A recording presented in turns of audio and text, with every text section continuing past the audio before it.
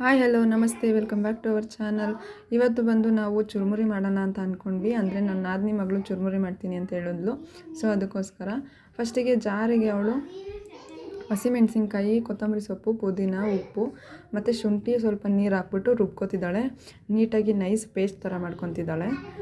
ನೈಸಾಗಿ paste ಮಾಡಿಕೊಂಡು ನಂತರ ಒಂದು ಪಾತ್ರೆ ತೊಗೊಂಡು ಅದಕ್ಕೆ ಈರುಳ್ಳಿ, ಕ್ಯಾರೆಟು ಮತ್ತು ಟೊಮೊಟೊ, ಮನೇಲೇ ಮಾಡ್ಕೊಂಡಿರೋಂಥ ಖಾರದ ಪುಡಿ ಅಂದರೆ ಬೇಳೆ ಸಾಂಬಾರು ಪುಡಿ, ಸ್ವಲ್ಪ ಉಪ್ಪು, ಸ್ವಲ್ಪ ಎಣ್ಣೆ. ಅಂದರೆ ಎಣ್ಣೆ ಹಾಕೋದು ಏನಕ್ಕೆ ಅಂತ ಹೇಳಿದ್ರೆ ಕಡಲೆಪುರಿ ಮೆತ್ತೆ ಆಗಬಾರ್ದು ಅಂತ ಹೇಳ್ಬಿಟ್ಟು.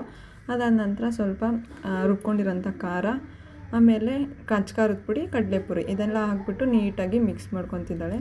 ಇದಕ್ಕೆ ನಿಂಬೆಹಣ್ಣು ಹಾಕಬೇಕಿತ್ತು, ಬಟ್ ಹಾಕಲಿಲ್ಲ, ಯಾಕಂದರೆ ಹುಳಿ ಟೇಸ್ಟ್ ಅಷ್ಟು ಇಷ್ಟ ಆಗೋಲ್ಲ ನಮಗೆ.